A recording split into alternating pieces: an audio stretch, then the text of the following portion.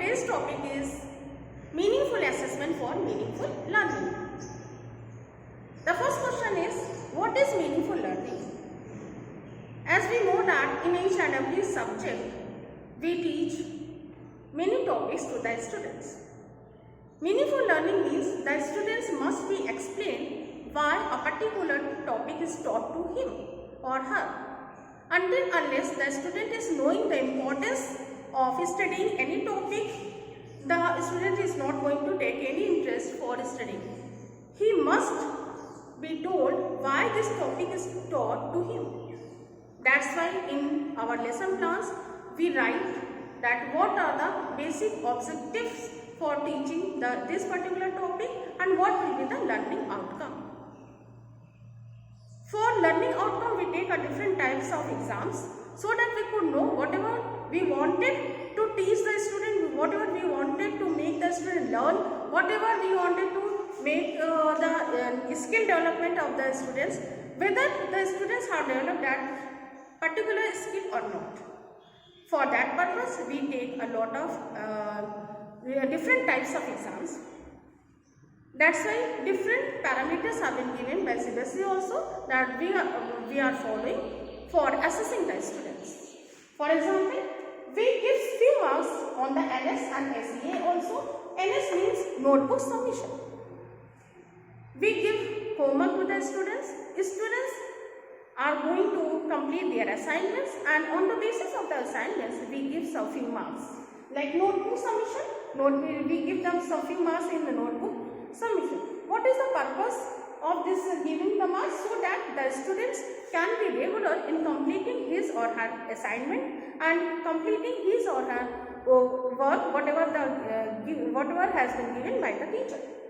And by assessing the notebook, we assess upon the writing skill of the student, whether the student is writing in a good way or not. If he is not working in a good way, we should have to guide him. And then presentation is also very important. We all say that write the question answer in a proper way, and you have to make the flowchart also, you have to draw some diagram also, you have to paste a few maps also. Why we say it? So that the notebook submission, notebook presentation can be very good. And then consistency and regularity. We always follow the children whether the child has done the previous work or not. Why? So that we could focus on the regularity of the student, consistency of the student, so that we can develop a skill and quality that the student should be regular in doing his or her work. Then SEA is a subject enrichment activity. We know that we all give activities in each and every subject, sometimes individually and sometimes in a group. And sometimes we give any topic and the student has to speak, like for example, 1 minute, like I give a topic and within 1 minute he has to speak spontaneously on that topic. So in this way the child develops speaking skill. And then presentation, how the child is going on the stage and how he is presenting, how he is speaking, and what are the voice modulation. These are the things which develops a child personality. So through the subject enrichment activity, we give project work also, and in project work sometimes group work and sometimes individually, and sometimes what happens, we give the model preparation also, and if we give to prepare a model, the students are preparing it in a group. So by giving these type of activities, so many qualities are developed and skills are developed in a child. Like creativity develops because each and every child puts his own mind and ideas to present the thing. For example, suppose one birthday chart for the principal man's birthday is to be prepared by a class. Then the whole class is very enthusiastic to give his best and to make a card so beautiful in comparison of other classes. That's why we can see a different types of birthday cards in different shapes, in different colors, in different types of decoration, and each and every card represents the class जो है creativity. This is a very small example, and then we can see that collaboration. Students know how to work as a team.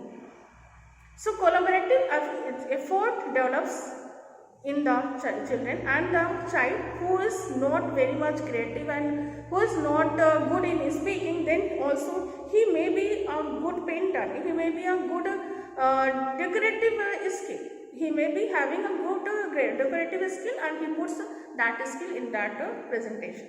So each and every child is involved in this, and in this way we can assess the creativity of the child, collaborative effort, speaking skill, and the presentation. Then next we take the exams like term 1 and term 2 exams also. By taking term 1 and term 2 exams, we are going to assess the chapters which were assigned for taking the term 1 exam or the term 2 exams.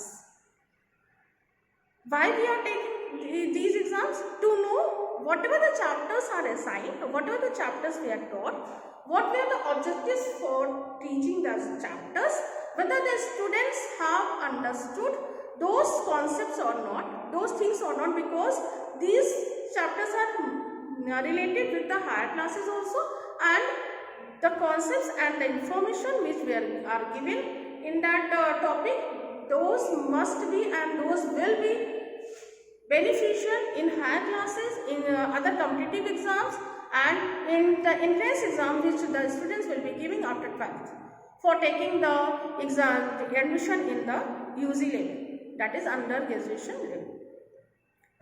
So that these two exams are very important, and by taking these exams we pay attention for and we focus how and which type of questions should be included in these exams, because types of questions say we can assess how much the child has understood the topic and how he is going to enhance his skill. For example, we give few questions on the basis of understanding, like concept.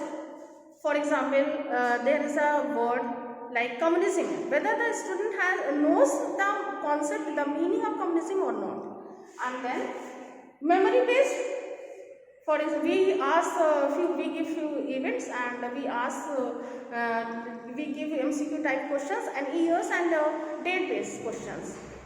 In this way we can assess the memory based question, whether which event happened in which year or in which date. The students will reply, and these are the questions, memory based questions. And then critical thinking based questions, concept based questions, situation based questions. Suppose we give a situation and then I will ask the questions, then the student अपनी capability and skill and thinking analysis and capacity के आधार पर question का answer देंगे, through which we can assess how much the student has enhanced himself or herself to face a situation. Then imaginary based questions होते हैं. For example, if I give the question कि ठीक है, if I make you chief minister of UP for 1 week, what will you do? These are the imaginary based questions. Then comprehensive based questions. Comprehensive, we will give a few paragraphs and few questions will be given on the basis of the paragraph. Sometimes what happens, we give a instance and the student has to has to complete all the event, and or we can say incomplete story दे दिया and the student is going to complete the story. That is also the comprehension based questions. Then current based question, current events. In political science we have to give many questions which are connected with the present scenario, so that we could know whether the student is updated or not, whether he is reading the newspaper, seeing the newspaper's news or not, and whether he is connecting the content which he has studied in the chapters with the present scenario or not. So according to me, these were the process of assessment by which we can know the child and whether the child has learnt or not, and through these measures we can assess the student in a meaningful